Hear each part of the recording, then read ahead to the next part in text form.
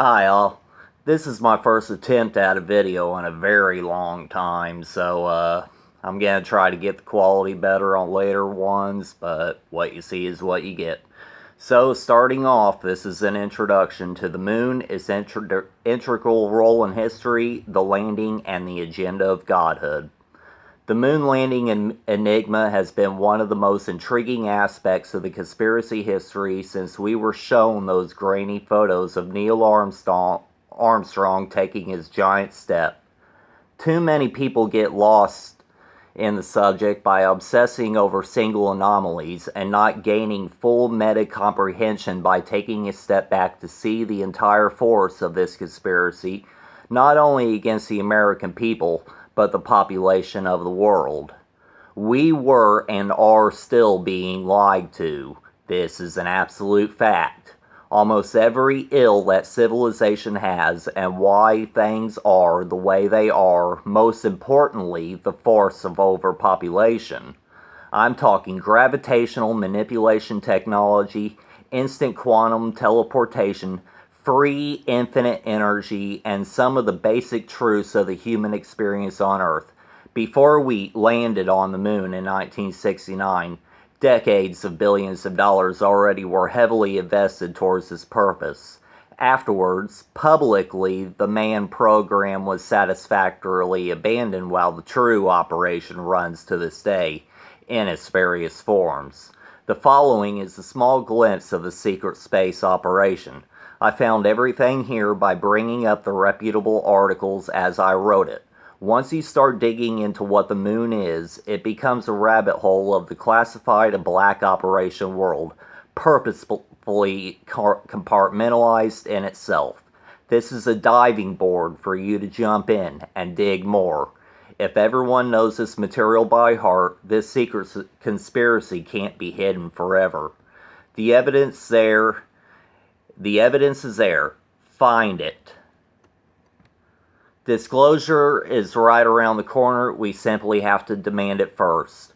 My purpose here is to prove beyond reasonable doubt with irrefutable history in the public discourse that what we have been told is far from the reality of our current situation. You wanted to know, so here it is.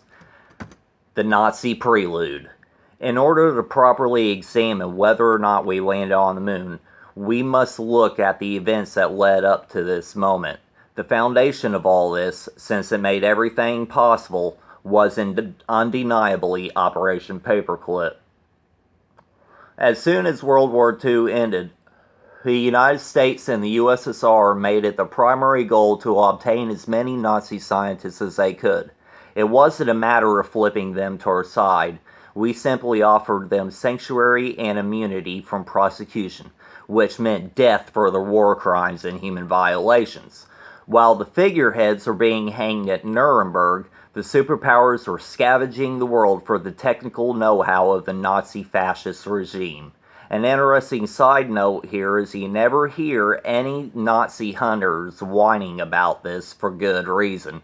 Nazis kill people.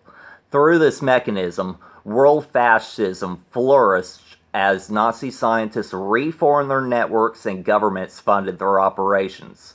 This is important because without Wernher von Braun, an SS officer who ran the Peenemünde experimental rocket facility and labor death camp and invented the V-2 rocket that devastated Britain, the US would have no public civilian space program. He was a scientist who invented the colossal Saturn V rocket that at least carried astronauts into orbit. I stress that. Another Nazi, Kurt Heinrich Debus, became the first ever head of the Kennedy Space Center.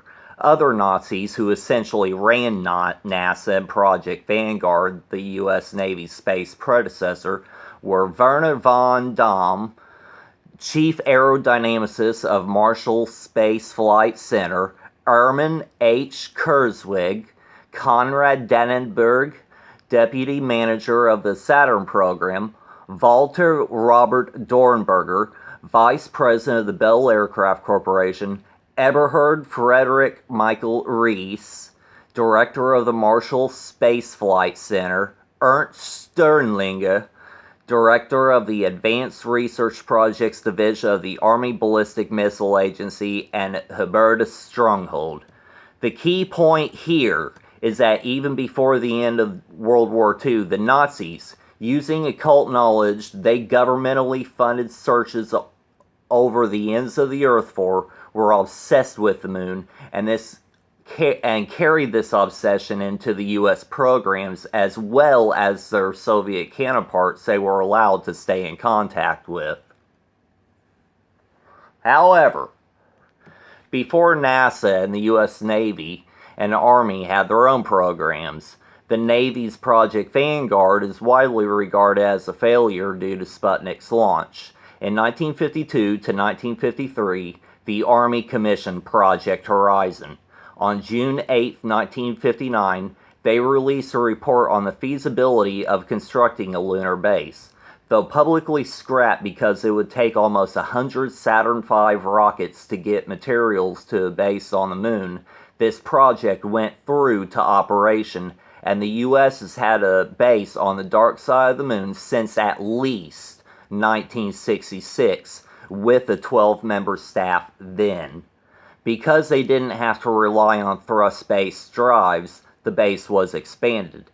This would be a very good reason to fake a moon landing, as we were already there, and security would be compromised if our base were accidentally caught on national broadcasts, especially if it were shown to a global audience that the United States had technology it continues to claim it doesn't have.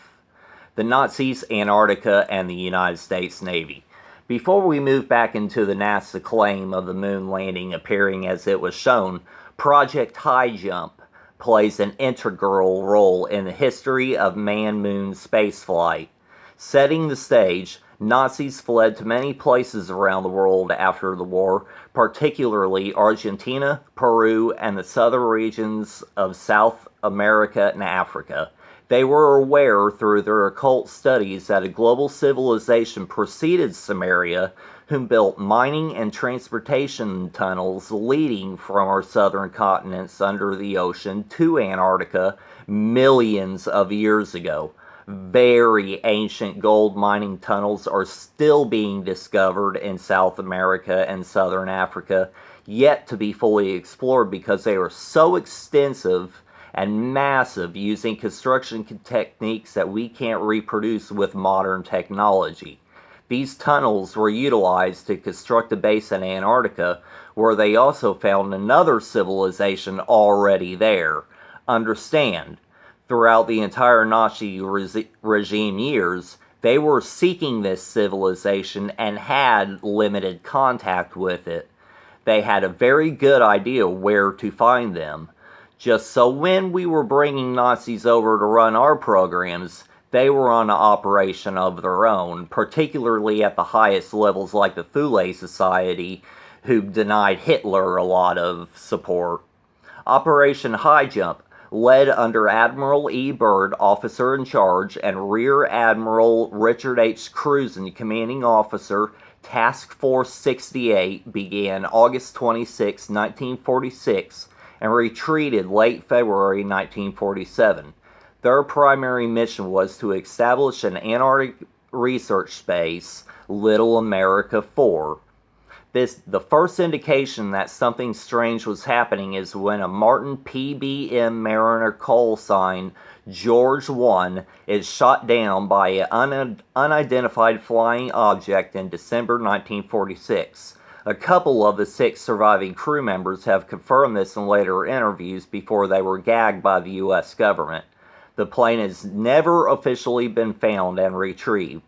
Later, Vance N. Woodall was microwaved where he sat as he operated a piece of equipment meant to shave ice in order to build an ice runway. The Navy blamed his death on a ship unloading accident. That is the last time they told anyone about how people were dying. An interview with the Chilean newspaper El Mercurio with Admiral Byrd on March 6, 1947, read as follows, clearly depicting a threat that resides in our southern polar region. Admiral E. Byrd warned today that the United States should adopt measures of protection of invasion of the country by hostile planes coming from the polar regions. The admiral explained that he was not trying to scare anyone, but the cruel reality is that in case of a new world war, the United States could be attacked by planes flying over one or both poles. He is clearly stating what he witnessed here. 4,700 men, 13 ships, and 33 aircraft participated in the operation. Due to skewed government numbers, we know only around 4,000 men, maybe 9 ships, and 3 aircraft returned. The operation was a complete failure and they came back in retreat. It was never publicly stated what caused the loss of so many multi-million-dollar ships and aircraft. All those who participated in the operation but were gagged by threat of imprisonment, and the narrative was rewritten for public consumption, such as it was. The simple truth is that what Admiral Byrd discovered and lost part of his State of Armada to is an existing Nazi Antarctic base constructed by the Nazi regime and the world fascism movement after World War II. Mind you, the world fascist movement consisted and still consists of the highest billionaires in the world. They were experimenting with anti-gravitational technology long before the war ended. The Nazi Bell experiments. When Americans on the Manhattan Project were engineering the atomic bomb, the Nazis were also doing so, and they probably actually made one. However, there is a project they were working on that had higher classification and therefore importance in the Nazi Reich. The Bell experiments was the Nazis' Wunderwaffe, their weapon to end all weapons, their super weapon. Though the secrets to harnessing atomic energy was top priority for the Reich, this was of higher priority. Die Glocke, Nazi for the Bell, was an experimental test vessel for anti-gravity research. Measuring 9 foot wide and 15 feet tall, the vessel comprised of 2 counter-rotating cylinders immersed in a purified mercury isotope with massive voltage rolling through the whole thing. By the end of the World War, the Third Reich was producing and importing record quantities of mercury, though never quite explained why by the mainstream history. When turned on, the Bell would levitate of its own power, and if anybody was in its field, would crystallize and separate any organic tissue, decomposing it into a greasy substance. Much was learned from these experiments and the knowledge taken to the superpowers after the war. When the Allies moved in on Nazi territory, the project running under the guise of Project Race, a supposed construction project, was literally buried. To hide what the SS was doing, they buried anywhere from 5,000 to 13,000 concentration camp forced laborers. The project was shut down, the SS killing anyone involved that was expendable, and moved to South America. As Nazis recruited by the superpowers, they each took their stake. Out of Die Glocke, the anti-gravity drive was developed and perfected by the military-industrial complex. On December 9, 1965, the U.S. government shot one of these down and recovered it at Kecksburg, Virginia. This was one of Soviet design, and U.S. scientists, including Nazis in our government, were eager to see how their compliments of Russia were doing, but more importantly, to hide the project from the global population. Roswell, 1947. Exotic Technology Retrieval Reverse Engineering Majestic 12. This was when the U.S. government figured out that they could shoot down UFOs using microwave radar technology. In the months after July 47, the U.S. Air Force brought down no less than 12 exotic technology craft. The distinction here is some were extraterrestrial, others were from the Soviets, some of ours accidentally, and still others utilized by the world fascist movement. What crashed at Roswell was a small part of a larger craft blown onto Mac Brazel's ranch by an explosion, with the craft itself eventually falling into 3 other pieces, the largest settling in Corona, New Mexico. All components of the craft were retrieved and shipped to the 501st Roswell Bomber Group, the only group at the time in the U.S. stocked with atomic weapons.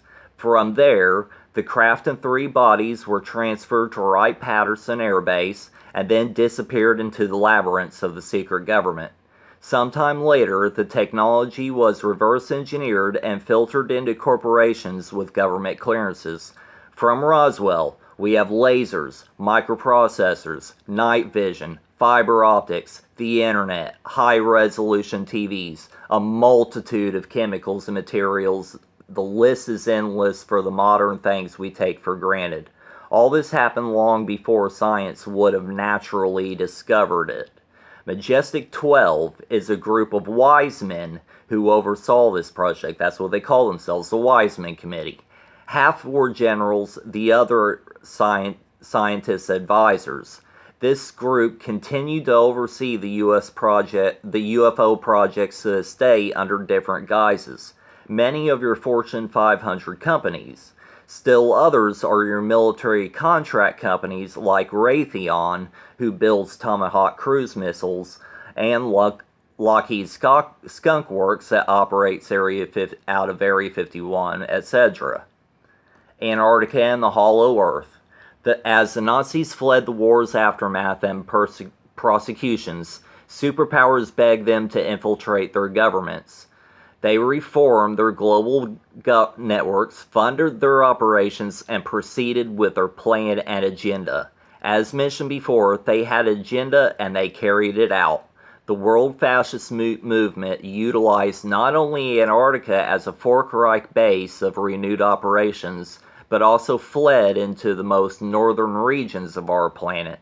Turns out, interestingly, the same man who commanded Operation High Jump to its retreat from the South Pole, Admiral Richard E. Byrd again, found another anomaly at the North Pole 20 years earlier in 1926. I'm writing this objectively, but on a subjective note, this guy was an American hero with balls of stainless steel.